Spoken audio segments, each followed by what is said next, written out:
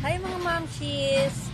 Turo ngayon sa inyo ang step by step na paggawa ng chop suey. So, ihanda muna natin ang mga ingredients. Ayan yan. Okay? O yung mga gulay natin. No? Yung mga pasahog, hipon, repolyo, cauliflower. Siyempre, dapat meron tayo itlog ng pugo, pampalasa. Andyan na po lahat yan. And yung cornstarch po natin. After, maganda na tayo ng mantika sa kawali. Tigisan natin ang bawang.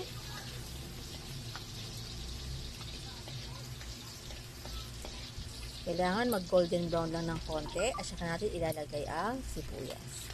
Onion.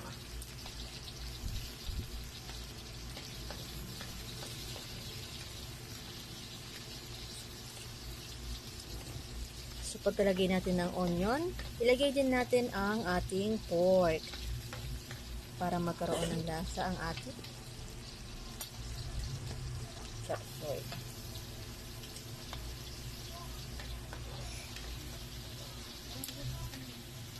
Ayan. Pag na-golden brown na ng kaunti, ilagay na natin ang ating sayote.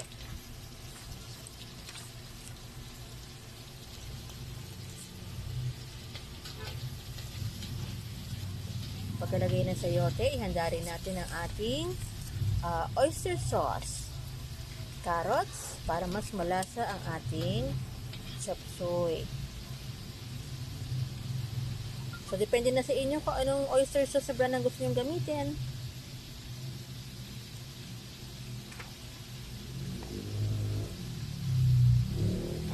Ang bango na niluluto natin. Haluin lang. Ayan, hinahalo na po natin ang baby corn. So, dapat half cook. Hinalo na rin natin ang ating shrimp. Nabalatan na po natin yan. Pagkalagay ng shrimp, halu-haluin. Ilagay na rin natin ang ibang mga vegetable. Kailangan po ay half cook lang para mas masarap ang ating chop suey. Ayan, meron din tayong chicharon. Ilagay rin natin dyan ang ating cauliflower.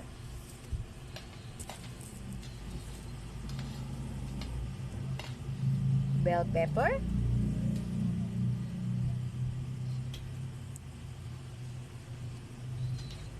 Haluin.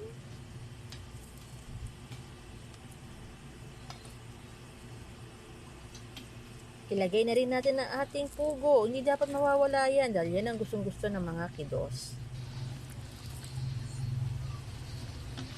Pakuluan.